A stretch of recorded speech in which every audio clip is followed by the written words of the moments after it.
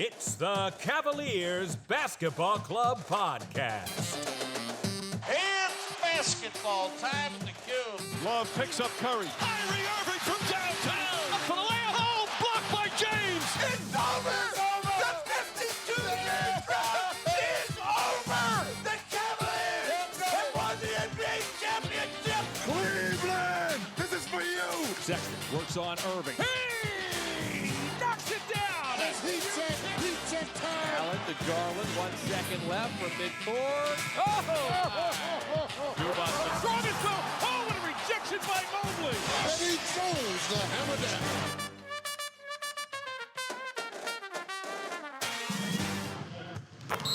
The and one.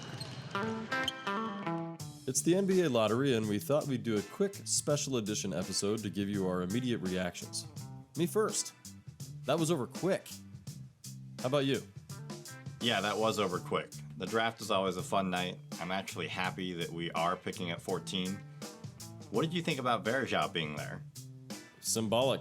No, it was a nice opportunity for him to be there and represent a team that I think it mattered to him that he played for us. It mattered to us that he played for us. He was a high energy guy. He was a fan favorite. And, either you loved him or you hated him. As a Cavs fan, you probably loved him. So, it's kind of neat sometimes to see some of these players come back. 2 years ago, we saw him on the court playing for us. And I'd rather see him like this. So, how about you? Yeah, I completely agree. I thought it was fun to see him kind of as an ambassador for the team in this situation. I mean, he was a very fun player. He was a really important player. I still remember you and me and a buddy of ours scalped some tickets when the Cavs played the Lakers, and Verjao ended up hitting the game-winning shot with seconds to spare. LeBron had driven down the lane and passed it over to Verjao. Not even in the corner, just a little bit to the side, and Verjao hit the shot, and the place erupted. This was back when Verjao didn't really have a shot yet. Yeah. He definitely developed one over the years, and I really gave him a lot of credit for that. As a player, every year he came in with refining his skill set just a little bit more, to the point where he really, by the end of it, especially the end of him being a Cavs player, he really fulfilled the power forward role, especially off the bench, the way that you expected him to be able to.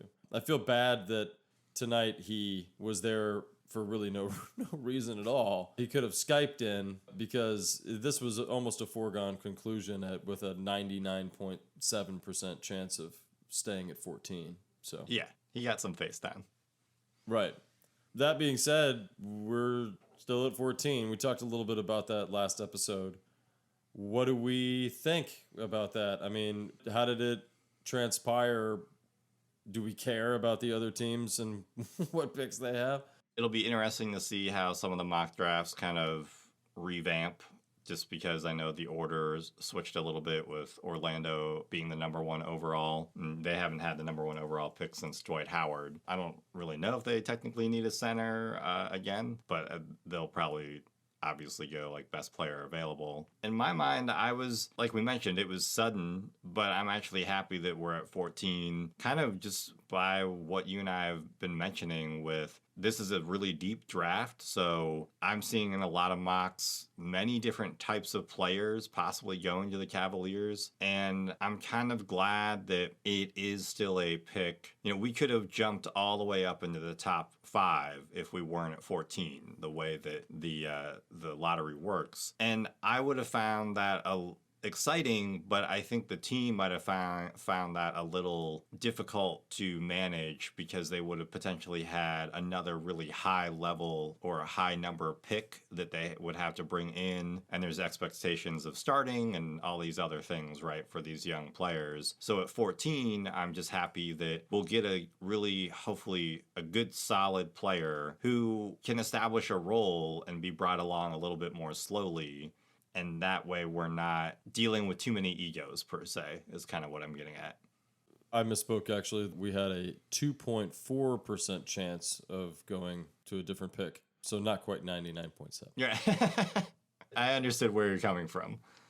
But it's interesting, just an hour after the lottery has ended, you've got Cleveland.com reporting that, the Cavs' luck has finally run out.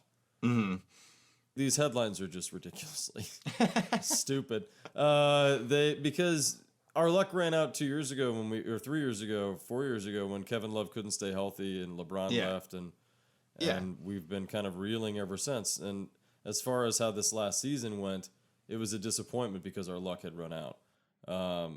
So whatever. At the end of the day, the 14th pick I expected us to stay there, and the fact that we're even picking at all, the disappointment of the season and how we ended up here in the first place, this is just, okay, I'm excited to see what we might get out of it. And again, we may trade it away in the sense that we may pick someone and then trade them away. We don't need this pick, and this is probably the first time in a while that I can think of that we don't need it. It's not that we can't use it, it's just that we don't need it. So picking at 14 is not a sad situation to be in because we don't need anything higher than that. What would we do if we somehow were picking in the top 5 with the team that we already have? I think I'm excited to see now that it's official. What are they going to do? What prospects might they go after? And then will they move that prospect when they draft that person? And then what are we going to do with the 2 second-round picks we have?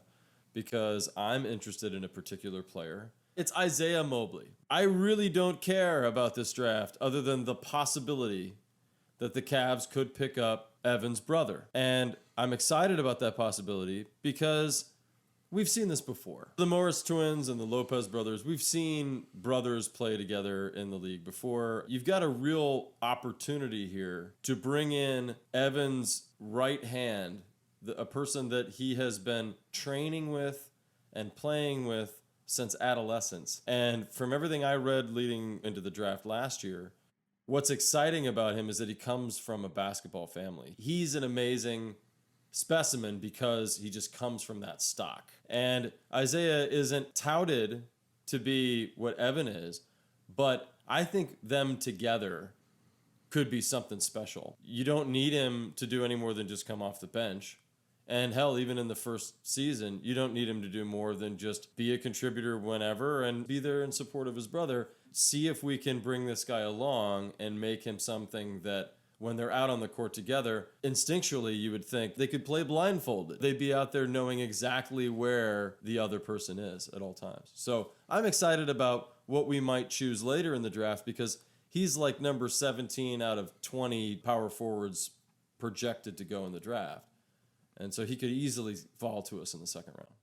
That would be a fun pickup using one of the 2 second-round draft choices that we have. I also think that it would be beneficial in kind of unlocking Evan his full potential. I'm curious about when the shift happens when the Cavs become Evan's team. I wouldn't say that's the case right now because of how young he is, and we've talked about he needs to kind of develop his size and maybe some of his handle as well and his shooting. But there's going to come a point where the team is going to all of a sudden realize, oh, Mobley is the catalyst for how everything moves and works and flows on the squad. And obviously Darius and Jared Allen and Sexton and other folks will be large contributors to that success. But I think adding Evan Mobley's brother would possibly make that a little bit of a faster timeline, just because you would have a backup center who knows how to play with potentially your best player already. So that is very small learning curve, and he can also help the other folks as well in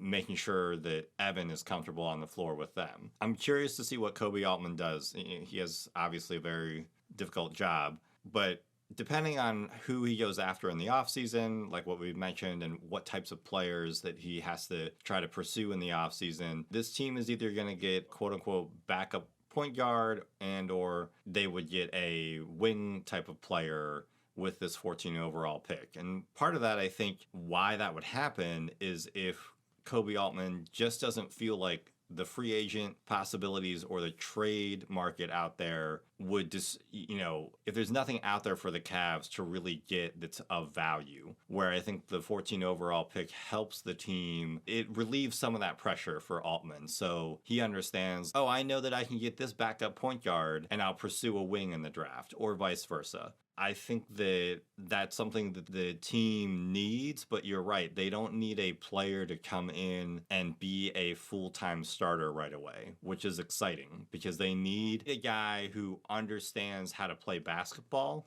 and do it well, but not to the level or degree as everybody else that's on the squad right now. So that's exciting. Adam and I discussed some of the players that we liked in our last pod, and that's going to probably change and shift, where my assumption is I'll probably like 4 or 5 players, depending on how the mock drafts break out. But we'll figure that stuff out later. Right now, we know that we're at 14, so now everything's set. For me, I'll probably fall on 1 or 2 people that I want, but I really appreciate your last statement about what options might be available at 14 and how it puts the pressure off of Altman to pick up a piece that isn't required to come in and start or contribute, especially the way that Evan did. I mean, that was amazing that he was able to do that. But that is what you expect of a top 10 draft pick, that they're going to contribute sooner rather than later. But at 14, it gives you a lot of freedom to see where this guy can go over a longer period of, or a more comfortable period of time, especially on a team that we still have a lot of options to go through trades or free agency to round out the holes in our roster. Thank you for listening to the Cavaliers Basketball Club podcast. Let's go Cavs!